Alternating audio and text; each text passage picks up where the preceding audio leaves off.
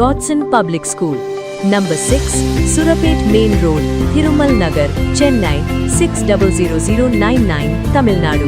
அது ரொம்ப முக்கியமான புள்ளி தானே சார். நம்ம வந்து பேச்சுக்கு வேணா சொல்லிடலாம், அடிப்படை உறுப்பினர் பதவியிலேருந்து நீங்கள் எடுத்துடலாம் இல்லையா அப்படின்னு. ஆனால் அவங்க ஜெயிச்சது ரெட்டலை தானே சார். அவங்க ஜெயிச்சது உதயசூரியனா தான் சார் இருக்கும். அவங்க ஜெயிச்சது விசிலா தானே சார் இருக்கும். இருங்க நான் சொல்கிறேன். அதாவது முதல்ல அடிப்படையாக ஒரு விஷயத்தை வந்து நம்ம வந்து பொதுவாக வந்து நான் விளக்கணும்னு நினைக்கிறேன் ஆஸ் எ லாயராக. குதிரை பேரம்னா என்ன? குதிரை பேரம் என்பது என்னன்னா, இப்போ ஒரு ஆட்சியை கவிழ்க்க செய்வது.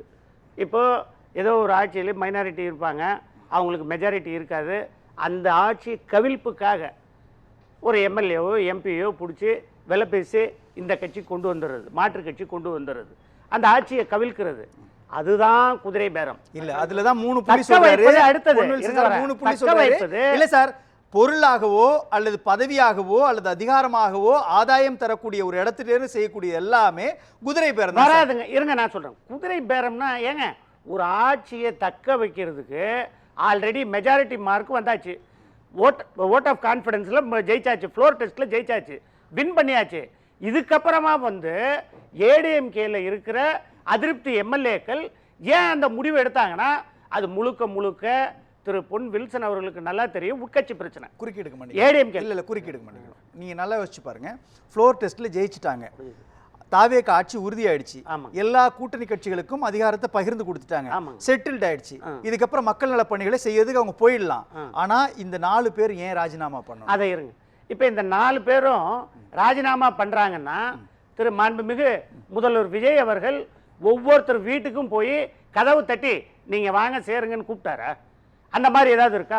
எங்க போய் சேர்ந்தாங்க? தொகுதி மக்கள் சார். திரும்ப 2வது எலெக்ஷன் எப்படி சார் சந்திப்பாங்க? அததாங்க நான் சொல்றேன். இல்ல சார், முதலமைச்சர் ஸ்டாலின், முன்னாள் முதலமைச்சர் ஸ்டாலின் ஒரு விமர்சனத்தை முன்வைக்கிறாரு, அதிமுகவுடைய பொதுச் செயலாளர் ஒரு விமர்சனத்தை முன்வைக்கிறார். 2 பேரும் வைக்கக்கூடிய ஒரு விஷயம் என்னன்னா குதிரை பேரம்ன்றாங்க. இதுக்குள்ள ஒதுக்கி வச்சிடலாம். குதிரை பேரம் எங்க வந்தது? நான் சார் இத ஒதுக்கி வச்சிடலாம் சார். இல்ல குதிரை பேரமே வேணாங்க சார். குதிரை பேரமே வேணாம். நான் கேக்குறது, முதலமைச்சர் விஜய் 15 நாட்களுக்குள் அம்மாவுடைய ஆட்சியை காமிச்சிட்டாரு, அந்த நம்பிக்கையில நாங்க போறோம் தானே சொல்றாங்க மரகதம் குமரவேல் உட்பட. அப்போ முதலமைச்சர் விஜய் அம்மாவுடைய ஆட்சியை காட்டினாங்கன்னா, அவர்களுக்கு ஆதரவாக சட்டமன்றத்தில் நின்று, அவங்க இயற்றக்கூடிய மசோதாக்களுக்கு ஆதரவாக, அவங்க இயற்றக்கூடிய திட்டங்களுக்கு ஆதரவாக நின்று தங்களுடைய தொகுதி மக்களுக்கு நல்லது செய்யலாம்ல. ஏன் ராஜினாமா பண்ணணும்? ஏன் எம்எல்ஏ பதவியை ராஜினாமா பண்ணிட்டு போய் சேரணுங்க? அது வந்து it is an individual decision of a legislature MLA. ஏங்க இருங்க, ஏங்க ஆமாங்க, தட் பார்ட்டி டிசிஷன் சார். கிடையாதுங்க. அது இல்ல, அங்க தான் பிரச்சனை. அதிமுகவோட பொதுச் செயலாளர் இருங்க வராரு. இப்போ அதை தான் நான் டிஸ்கஸ் பண்றேன். நீங்க அதை எக்ஸ்பிளைன் பண்ணவே விடல. இப்போ ஒரு கட்சி இருக்கு. இப்போ நான் அதிமுகவில் எம்எல்ஏவா இருக்கேன். அதிமுகவில் எம்எல்ஏ வந்து ஜெயிச்சிட்டேன். ஜெயிச்சிட்ட பிறகு இப்போ அதிமுகவில் 47 தான் இருக்கு. இப்போ ஆட்சிக்கு வரணும். இப்போ ஆட்சிக்கு நம்ம எம்எல்ஏக்கள் கூட்டத்தில் பேசுகிறாங்க, ஒரு சில முடிவுகள் எடுக்கிறாங்க. முடிவுகள் எடுக்கும்போது நம்ம பொதுச் செயலாளருக்கு எதிராக ஒரு விஷயம் வரும்போது நம்ம என்ன பண்ணுறோம்? நான் ஓப்பனாக சொல்கிறேனே, திமுகவோடு சேர்ந்து நாம் கூட்டணி அமைக்க வேண்டும், நம்ம தான் ஆட்சிக்கு வரோம், நீங்கள் எல்லாம் இப்போ ஆதரவு கொடுக்கணும், நம்ம திமுகவோடு இருப்போம், திமுக சப்போர்ட் பண்ணுறேன்னு சொல்லிட்டாங்க, மேலிடம் சொல்லிட்டாங்க, கவர்னர் ஓகே, நான் முதலமைச்சர், நீங்க என்ன சொல்றீங்க அப்படின்னு பேசும்போது புள்ளிக்குள்ளே நான் சார் இருங்க வரேன். கர்ணாஜர் நீங்க ஒரு பக்கம் பாருங்களேன். இல்ல ஒரு நிமிஷம் நீங்க இல்ல சார், ஒரு நிமிஷம் மிஸ்டர் ரீகல் கொஞ்சம் இல்ல நீங்க இல்ல நான் அதிமுக பொதுச் செயலாளர் அந்த இடத்துட்ட அவங்கள வந்து பதவியை பறிச்சிட்டாரு. ஆனா டில் தி டேட் அவங்க தான் எம்எல்ஏவா இருக்கிறாங்கன்னு வச்சுங்களேன். தொகுதி மக்கள் தான் தேர்ந்தெடுத்திருக்காங்க. அதிமுக பொதுச் செயலாளர் தேர்ந்தெடுத்து சட்டமன்றத்துக்கு அனுப்பல. இல்ல, தொகுதி மக்களுக்காகவும் தொகுதி மக்களுடைய வளர்ச்சிக்காகவும் தொகுதி மேம்பாட்டுக்காகவும் தாவேகாவோடு இணைந்து போய் 2011 தேமுதிக செஞ்ச மாதிரி ஒரு ஸ்டாண்ட் எடுத்து செஞ்சிருக்கலாமே. ஏன் பதவி ராஜினாமா பண்ணணும்? அப்ப இடைத்தேர்தல் விரும்புறாங்கன்னா ஆதாயத்தினுடைய அடிப்படையில் தானே. ஏங்க ஒரு இப்போ நான் வந்து ஒரு எம்எல்ஏவை ஏடிஎம்கேல ஜெயிச்சுட்டு எனக்கு உண்டான அங்கீகாரமோ, எனக்கு வந்து உட்கட்சியில் பிரச்சனை, என்னை வந்து ஓரங்கட்டுறாங்க, என்னை திட்டுறாங்க, இல்லை எனக்கு மரியாதை குறைவாக நடத்துகிறாங்க, பல விஷயங்கள் நடக்குது. அப்போ நான் என்ன பண்ணுவேன்? ஓ நமக்கு வந்து நம்மளை வந்து இங்கே பிராக்கெட் பண்ணுறாங்க, நம்மளை சைட்லைன் பண்ணிவிடுவாங்க, நம்ம எதிர்காலத்தில் வராமல் பண்ணிவிடுவாங்க, ஸோ நம்ம கருத்துக்கு இவங்க இடம் இல்லை அப்படின்னு சொல்லும்போது, அந்த கருத்து பரிமாற்றங்கள் இல்லாதப்போ நான் இண்டிபெண்டா ஒரு டெசிஷன் எடுத்தாகணும். புரியுது சார். அப்ப நான் என்ன பண்ணுவேன்? நான் வந்து சரி இருங்க நான் சொல்றது கேளுங்க ஒரு நிமிஷங்க. அப்போ தாவேக்கா வந்து இன்னைக்கு ஆட்சி கட்டில இருக்கு. இன்னைக்கு தாவேக்கா நல்லாட்சி தருன்னு சொல்றாங்க. நாளைக்கு எம்ஜிஆர் வழியில ஒரு ஆட்சி கொடுக்கலாம் என்று நம்புறாங்க. அப்போ அந்த நம்பிக்கை எனக்கு எங்க வருது? எப்படி எம்ஜிஆர் வந்து ஒரு நல்லாட்சி கொடுத்தார், புரட்சி தலைவர் அம்மா நல்லாட்சி கொடுத்தாரோ அது போல விஜய் இருப்பாரு அப்படின்னு ஒரு நம்பிக்கையில நான் அங்க போறேன். அதுல தவறே இல்ல சார். அதுல என்ன தவறு இருக்கு? இதுல கட்சி தாவல் எங்க வருது சார்? 2011ல தேமுதிகவில இருந்து ஒரு 10 பேர் போனாங்க, அதிமுகவுக்கு போய் ரிசைன் பண்ணிட்டு போகல. அவங்க ஆதரவு தரேன், நல்லாட்சி கொடுப்பாங்க நம்புறேன், தொகுதி மக்களினுடைய மேம்பாட்டுக்காகவும் தொகுதி வளர்ச்சிக்காகவும் சந்திக்கிறேன்னு சொல்லி நின்னுட்டாங்க. அதற்கு பிறகு 2016ல தான் எல்லாம் ரிசைன் பண்ணிட்டு மாஃபா பாண்டியராஜன் உட்பட அதிமுகவுக்குள்ள வந்து அமைச்சர் உள்ள வராரு. அந்த ஒரு ஸ்டாண்ட் எடுக்கலாம்ல இவங்க. அப்ப என்ன ஆசை, என்ன அளவுகோல் அடிப்படையில் அங்க அவங்க என்ன சாக்ரிஃபைஸ் பண்றாங்கன்னா, ஏங்க ஒரு எம்எல்ஏ பதவியே வேண்டான்னு போறாங்க. இப்போ எனக்கு முழுக்க பெரிய கனவு எம்எல்ஏ ஆக வேண்டியது. எம்எல்ஏ ஆயிட்டேன். அந்த எம்எல்ஏவா எனக்கு அதிமுக நான் கண்டினியூ பண்ணலாமே. ஏன் அந்த பதவியை சாக்ரிஃபைஸ் பண்றேன்? தேவையில்லை. எனக்கு ஒரு இதாயிடுச்சு. நீங்க புரியுது எனக்கு. அங்கதான் பாண்டியன் சார் சொன்னக்கூடிய ஒரு கால்குலேஷன். என்னது? இப்போ திருச்சி கிழக்குன்னா உங்களால இடைத்தேர்தல் கொண்டு வந்துட முடியும். மீதி இருக்கக்கூடிய இந்த 4 தொகுதிகளுக்கு சபாநாயகருடைய முடிவு, நீதிமன்றத்துடைய கருத்து, எல்லா குழப்பத்துக்குள்ள கவர்னருடைய முடிவு எல்லாத்தோட அடிப்படையில இடைத்தேர்தல் வரல. அடுத்த 3 வருஷத்துக்கு இடைத்தேர்தல்னா தொகுதியினுடைய மேம்பாடு எப்படி நடக்கும், மக்களுடைய வளர்ச்சி எப்படி நடக்கும், அரசுடைய திட்டங்கள் எப்படி அங்க சேரும்? சரி, நீங்க தொகுதியினுடைய மேம்பாடு, மக்களினுடைய வளர்ச்சி எல்லாமே வந்து சிஸ்டமேட்டிக்கா நம்ம இதுல வந்து சிஸ்டம் பண்ணப்பட்டிருக்கு. இல்ல சார், நீங்க ஏங்க ஒரு கவுன்சிலர் இருக்காங்க, கவுன்சிலர் பாத்துக்க போறாரு சார், கலெக்டர் இருக்காங்க, கலெக்டர் பாத்துக்க போறாரு, அப்ப எல்லாமே மந்திரி இருக்காங்க. வேணாமே ஏங்க எம்எல்ஏவே வேணாமே சார்? எம்எல்ஏ எதுக்கு அப்புறம்? ஏங்க அதிகாரிகள் இருக்காங்க, விஓ இருக்காரு, நகராட்சி ஆணையர் இருக்கு, எல்லாரும் இருக்காங்க. ஏங்க எல்லாமே அப்படி பார்த்தா இப்ப நீங்க டிஎம்கேவுல இப்ப 87 இருக்காங்க, டிஎம்கேக்குள்ள வரல சார். இப்ப இந்த 4 தொகுதிகளுக்கு இடைத்தேர்தல் நடக்கலன்னா மக்கள் திட்ட பணிகள் போய் சேருமா சேராதா? ஏங்க 21 எம்எல்ஏக்கள் பை எலெக்ஷன் நடக்கலையா? அது நடக்கும். ஆனா இங்க நடக்கல, சந்தேகமா இருக்கு. யார் சொன்னா இது எலெக்ஷன்? சபாநாயகர் முடிவு இருக்குது, நீதிமன்றத்துக்கு போனா நீதிமன்றம் முடிவு இருக்குது. நீங்க வந்து பிரசம்ஷன்ல இப்ப பேசுறீங்க. இது இந்த மாதிரி ஒரு எம்எல்ஏ இல்லாம போயிட்டா அந்த தொகுதி என்ன ஆகுன்னு நான் சொல்றேன். ஏங்க ஒரு நீதிமன்றம் இருக்கு, இன்றைக்கு சபாநாயகர் இருக்காரு, கண்டிப்பா விரைந்து நடவடிக்கை எடுப்பாங்க. ஏங்க செய்வாங்க, வித்தின் எல்லாம் அவங்க வந்து எல்லாம் செய்வாங்க. இதற்கு முன்பு எப்படி இருந்ததோ அதே தான். இதற்கு முன்பு எப்படி இருந்தது? மாறுபட்டு இருந்ததா? ஏங்க இருங்க சார், இருந்துட்டு நீங்க இருங்க, அவங்களும் இங்க பாருங்க. ஏங்க நீங்க ராஜினாமா செய்றாங்கன்னா பொன்வில்சன் சார் கேட்ட அதே கேள்வி தான் கேக்குறேன். என்னது? அதிமுக சிம்பல்ல நின்னு ஜெயிக்கிறீங்க, சரி, அதிமுகவுடைய கேடர்ஸ் உங்களுக்கு வாக்களிச்சு ஜெயிக்க வைக்கிறாங்க, அதை தாண்டி பொது சமூகம் வந்து ஜெயிக்க வைக்குது இந்த 4 பேரையும்னா இவங்க அந்த தொகுதி மக்களுக்காக தானே நின்று இருக்கணும். அதிமுகவுடைய பொதுச் செயலாளர் சபாநாயகர்கிட்ட முறையிடுறார். ஒரு இடத்துல கூட அவங்க வந்து அடிப்படை உறுப்பினர் இடத்துல இருந்து போகல. மீண்டும் வந்து இப்போ நிறைய பேர் போய் பாருங்க, அதிமுக பொதுச் செயலாளர் சந்திச்சு மீண்டும் சேர்ந்துக்கிறாங்க இல்லையா? அவரு இந்த 4 பேர்களுக்கு எதிராக எந்த விதமான கருத்தையோ விமர்சனத்தையோ முன்வைக்கல. ஈவன் எஸ்பி வேலுமணியோ அல்லது சிவி சண்முகமோ அல்லது விஜயபாஸ்கருக்கு எதிராக கூட பேசல. இவங்களுடைய பதவிக்காக ஆசைப்பட்டு தானே போறாங்கன்றதான உண்மையா இருக்கு. பதவிக்காக ஏங்க ரிசைன் பண்ணிட்டாங்க. ரிசைன் ஏங்க இருக்கிற பதவியை ரிசைன் பண்ணிட்டு தாங்க போறாங்க. அங்க என்ன பதவி வருது? அத கேளுங்க, என்ன பதவி வருது? அங்கதான் எங்க பதவி வருது? பதவி இழப்பு தான் ஏற்படுது. தவறான முடிவுகளை இவங்க எடுக்கிறாங்க சார். இல்ல சார், 2 புள்ளியில தவறான முடிவு எடுக்கிறாங்க. ஒண்ணு, அதிமுக பொதுச் செயலாளருடைய வார்த்தையை மீறி தாவேகாவுக்கு ஆதரவு தராங்க. அப்ப சிம்பிள்ல ஜெயிச்சவங்களுக்கு விசுவாசமா இல்ல. 2வது, தொகுதி மக்கள் உங்களை ஜெயிக்க வச்சிருக்காங்க. இப்ப இடைத்தேர்தல் நடக்கலன்னா தொகுதி மக்களுக்கும் நன்மை செய்யலன்னா ஒரு தனிப்பட்ட நபருடைய சுய துக்கங்களுக்காக எடுக்கப்பட்ட முடிவு கட்சியையும் பாதிக்குது, மக்களையும் பாதிக்குது இல்லையா? அதாவது அதிமுக எம்எல்ஏவா என்னோட தொகுதிக்கு நான் எதையும் செய்ய முடியாதுங்க, நல்லது பண்ண முடியாது. அதனால நான் தாவேகாவுல இணைந்து நல்லது பண்ண விரும்புறேன். ஏன் பண்ண முடியாது? 2011ல தேமுதிகவுடைய 10 எம்எல்ஏக்கள் பண்ணாங்கல்ல, என்னோட உங்களால பண்ண முடியாது? அதுதான் சொல்றேன். அது வந்து சுப்ரீம் கோர்ட்ல இருந்து எல்லாமே சொல்லியிருக்காங்க. இது தனிப்பட்ட எம்எல்ஏனுடைய விருப்பம், என்னுடைய விருப்பம், சொந்த விருப்பம். நான் என்ன வேணா டெசிஷன் எடுத்துக்குவேன். ஏங்க ஒரு பதவியே ராஜினாமா பண்ணிட்டு நான் சாக்ரிஃபைஸ் பண்ணிட்டு கட்சியில சேர்றேன். நீங்க என்ன சொன்னீங்க? கட்சியில எம்எல்ஏவா நீங்க தொடர முடியாது சார். கனகராஜ் சார் இல்ல, கனகராஜ் சார் ஒரு தொகுதியில் நிக்கிறாரு. அந்த தொகுதி மக்கள் தான் முடிவு பண்றாங்க. எந்த கட்சி வேண்டுமென்றாலும் யாரை வேண்டுமென்றாலும் தொகுதிக்கு அனுப்பலாம். ஆனா முடிவு எடுக்கிறவங்க மக்கள் தான். மக்களை கேட்டு இந்த முடிவு எடுத்தாங்களா? 4 பேரும் முடிவு, அதாவது என்ன எம்எல்ஏவா நிக்க வச்சது அந்த கட்சி பொதுச் செயலாளர்.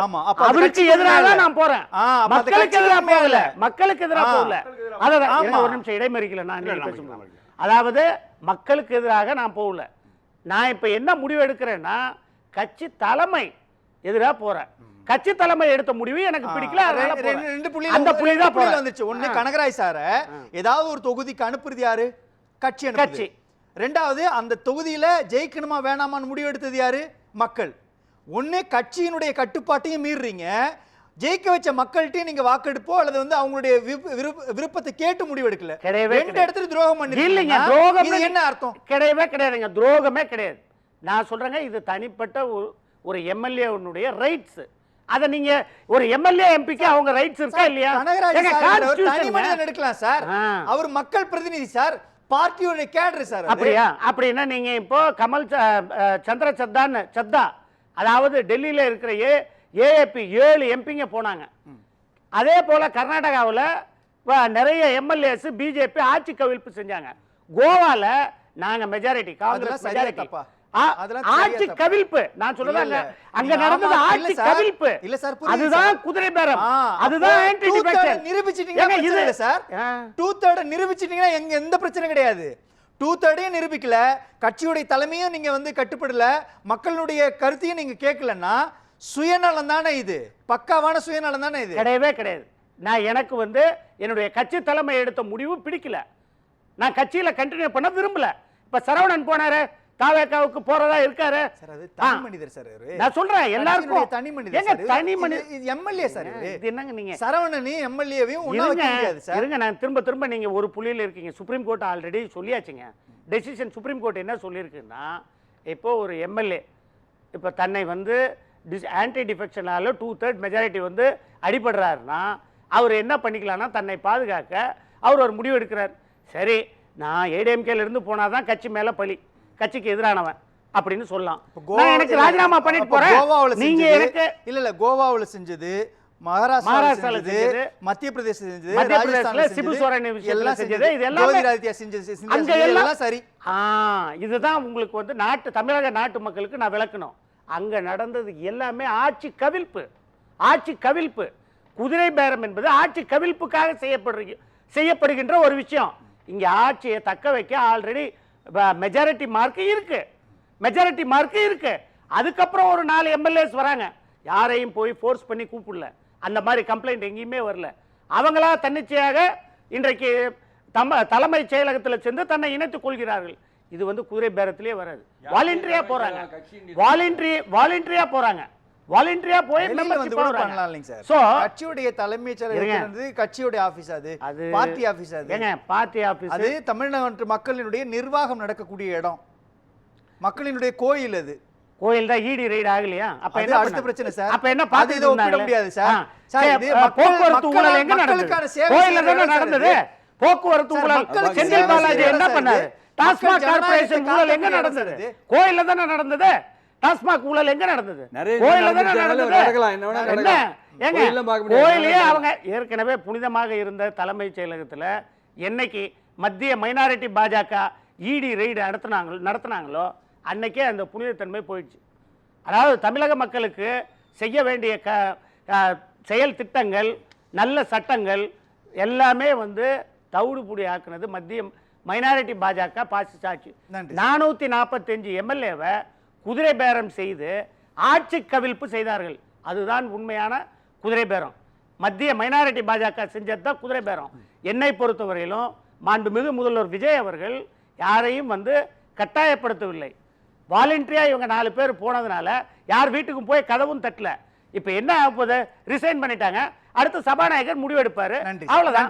இதுல என்ன போய் துரோகம் பண்ணிட்டாங்க, குதிரை பேரம் பண்ணிட்டாங்கன்னு சொல்றது, இது எல்லாமே தவறான விஷயம். குதிரை பேரம் என்ற வார்த்தையை பயன்படுத்துவது ஃபால்ஸ் நரேட்டிவ். பேசலாம் சார் கனகராஜ். அதாவது இப்போ மக்கள் தீர்ப்பு வந்து மகேசன் தீர்ப்பு யூடியூப்ல சொல்லியிருக்கிற விஷயம் நீங்கள் ரொம்ப கூர்மையாக நம்ம விவாதத்தில் நடந்ததும் இபிஎஸ் மீது அதிருப்தி என்று 52 விழுக்காடு வந்திருக்கு.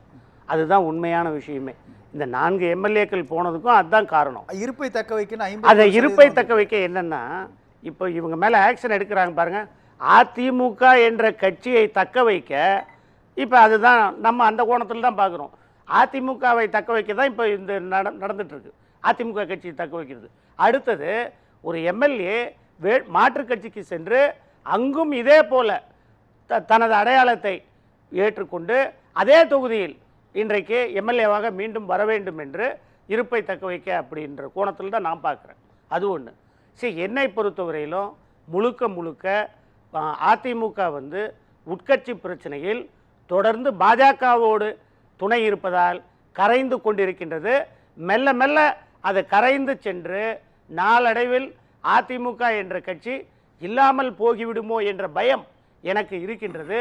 ஏனென்றால் அதிமுக போன்ற பெரிய கட்சிகள் நாட்டில் இருக்க வேண்டும். தமிழ்நாட்டிற்கு அது நல்லது. ஜனநாயகத்துக்கு இது அதுக்காக தான் கருப்பு சட்டை போட்டு வந்திருக்கீங்க. நான் கருப்பு சட்டை போடலைங்க, நீலம் கலந்து போட்டிருக்கேன். நீலம் கலந்து டார்க்கா கவலையா இல்ல கவலையெல்லாம் இல்லைங்க, சந்தோஷம். நீலன்றது சந்தோஷத்தையும் குறிக்கும். அதாவது வானத்தை போல நல்ல உள்ளம் படைத்தவர் விஜய், அப்படி சொல்றதுக்காகவும் குறிக்கலாம். நன்றி சார். நன்றி சார்.